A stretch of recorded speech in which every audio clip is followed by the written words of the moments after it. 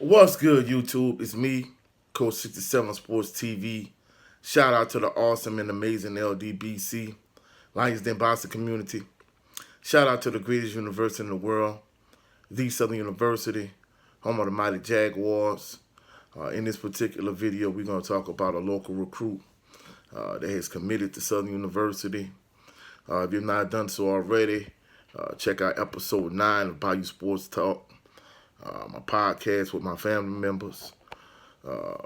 And before we get too far into this video, be sure that you like the video, share the video, comment in the comment section, subscribe to the channel. Any video or topic ideas that you have, just drop it down in the comment section. All right, local prospect, Markeis Batiste. He's a Madison prep charger. He's a senior, 6'2", 210-pound outside linebacker. Basically, he's staying home and he's committed to Southern University. I think this is a good pickup for Southern. And, just watching some of his huddle footage and just some, his footage in general, he seems like he's that hybrid defensive end outside linebacker that a lot of players are in these days, maybe like a Jordan Lewis type. Now, don't get me wrong, I'm not saying he's a Jordan Lewis type player, but I'm saying when Jordan Lewis seemed like he was at his best at Southern, he was kind of like a hybrid outside linebacker defensive end, and that's the type of position he played. At this stage in his career, he's just more of a strictly like a stand-up player, a blitzing linebacker. But so many teams nowadays, they run 3-4 defenses, 3-3 stack type defenses, run a lot of nickel okie. And as a result, since teams run a lot of nickel okie and they run 3-3 stack, 3-4 type, hybrid defenses, basically you need players that's versatile and athletic. In some instances, they may need to drop into coverage. Other instances, they may need to blitz. Other instances, they may need to be stout against the run. And as a result, you need players that's versatile and that can operate in space. But most of the footage I've seen on him, basically he was in a blitzing type role. And I think in many instances when coaches get these type of players that's good in blitzing type roles, I think they make the mistake in thinking that, hey, he's a good blitzer, so maybe we could put him in a wide 9 and just let him put his hand in the dirt all the time. And I think that was the issue with Jordan Lewis. He was great at Southern, and the senior year he didn't have such a good senior season, and the reason being is because from a schematic change, the fact that you had him with his hand in the dirt all the time, and he wasn't able to catch opposing offensive tackles and opposing offensive linemen by surprise and them, by blitzing. Basically, offensive linemen were ready and prepared for him, and he just didn't have the same kind of success that he had the previous year. But back to Mr. Batiste, I think he's, a good fit for Southern's defense. Basically he could play the type of position that a lot of coaches covet nowadays. You want players with his talent, his skill set. So I think it's a good pickup for Southern. And I think that's the thing Southern needs. Southern need more defensive players. Now, in previous videos, I talked about how basically, they really lean in heavy in terms of towards recruiting and, trying to get commitments from these different quarterbacks.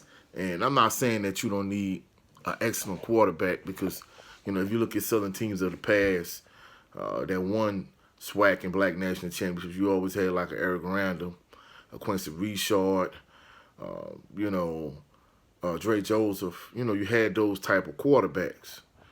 And, I'm not saying that you don't want a dynamic quarterback, but the point I've been trying to make is how many quarterbacks do you really need?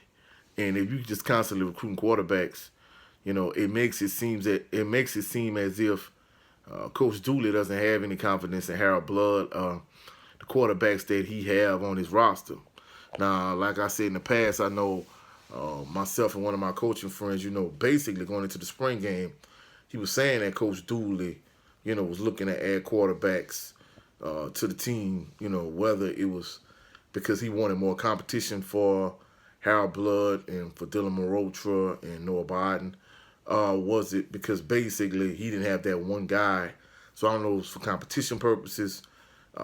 Basically he just wasn't confident in the quarterbacks in the quarterback room. But more than anything, I know you need a good quarterback, but you don't need 20 quarterbacks on your roster. I mean, of course, I'm over exaggerating, but the point I'm trying to make is, I understand all quarterbacks, more than likely, all of them not going to be on scholarship, but the point is, how many quarterbacks do you need? And it's good with this pickup, it could fill a need, even if he doesn't start right away, even if he doesn't play right away. Basically, is filling the void for the future. And I'm not saying he's going to be a player like Trey Lang right away.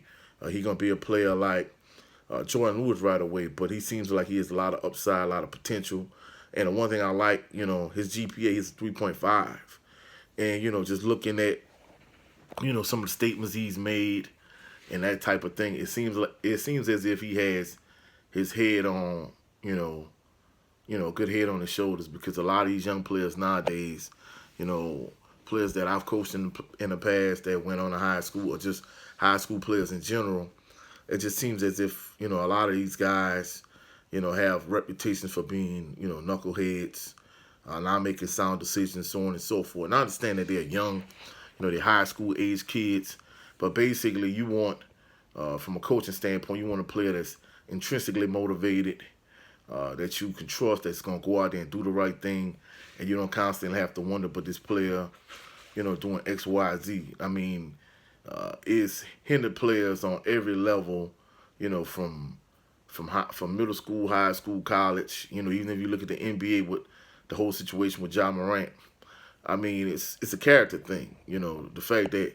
he has 231 million reasons to do the right thing, but yet he still is flashing guns after having all of these issues. It just speaks to a lack of character. And I mean, it's not like he came up in a real poor, impoverishing type environment. So, it's just a poor judgment decision. And when you keep having poor judgment decisions over and over again, it's a problem. So that's it for this video. I think Southern University made a good recruiting decision, and hopefully everything pans out and works out. So that's it for this video.